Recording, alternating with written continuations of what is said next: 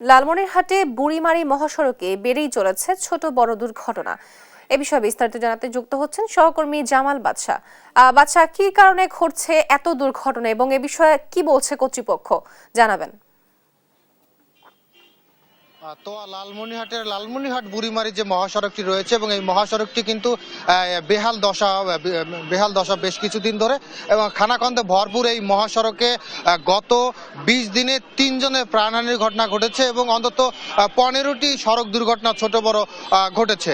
সব মিলিয়ে যদি বলতে চাই যে 3 জনের প্রাণহানির ঘটনা এবং এই যে ছোট বড় দুর্ঘটনা এবং এই সব কিছুর পেছনে কিন্তু সড়কের যে প্রশস্ততা কম, সেটি অন্যতম দায়ী বলে যান চালকরা মনে করছেন। এছাড়া এই সড়কটি যে সংস্কার কাজ প্রতি বছর কোটি কোটি টাকা ব্যয়ে সড়ক কর্তৃপক্ষ তাদের বিভাগীয় কাজের অংশ হিসেবে করছে বলে আমাদেরকে জানালেও এই চালকরা বলছেন যে সড়কের যে সংস্কার কাজ সেটি কিন্তু মান নিয়ে প্রশ্ন তুলছেন চালকরা। আরেকটি তথ্য হচ্ছে যে গত কয়েক বছরে কিন্তু লালমনিরহাট বুড়িমারি মহাসড়কের যে প্রশস্ততা বাড়ানোর যে উদ্যোগ, সেটি কিন্তু আসলে কর্তৃপক্ষ বা যারা জনপ্রতিনিধি বিগত সময় ছিলেন তারা কিন্তু আসলে গ্রহণ করতে পারেন নাই।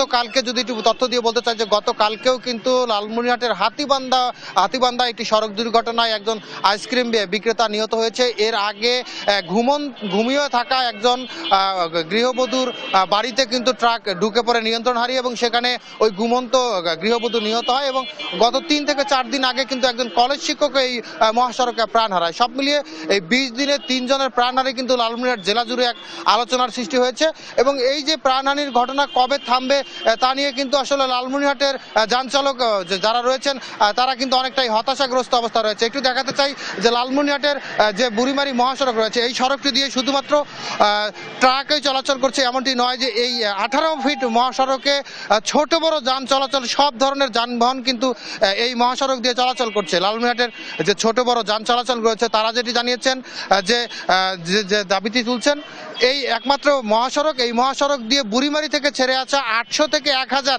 ভারী যানবাহন চলাচল করছে। বিশেষ করে দিনের বেলা দুর্ঘটনা এড়াতে যাতে এই মহাসড়ক দিয়ে ট্রাক চলাচল বন্ধ রাখা হয় সেটি কিন্তু আসলে দাবি তুলছেন।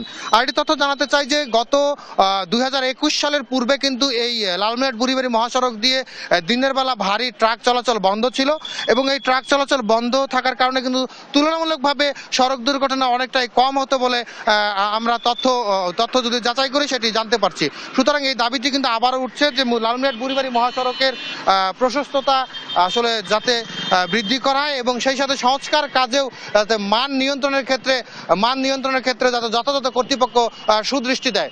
সব মিলিয়ে লালমনিরহাট বুড়িমারি মহাসড়কের প্রশস্ততা বৃদ্ধিকরণ এবং সংস্কার কাজের মান নিয়ন্ত্রণের ক্ষেত্রে সঠিক নজরদারি এবং দিনের বেলা যাতে ভারী ট্রাকগুলো চলাচল বন্ধ করা হয় সেই জন্য কিন্তু আসলে সর্বস্তরের মানুষের দাবি তুলেছেন। এই ছিল লালমনিরহাট বুড়িমারি মহাসড়কের সর্বশেষ খবর। তোয়া, আপনাকে ধন্যবাদ বাদশা। লালমনিরহাটের বুড়িমারি মহাসড়কে বেড়ে চলেছে ছোট বড় দুর্ঘটনা। এ বিষয়ে বিস্তারিত জানাচ্ছিলেন আমাদের সহকর্মী জামাল বাদশা।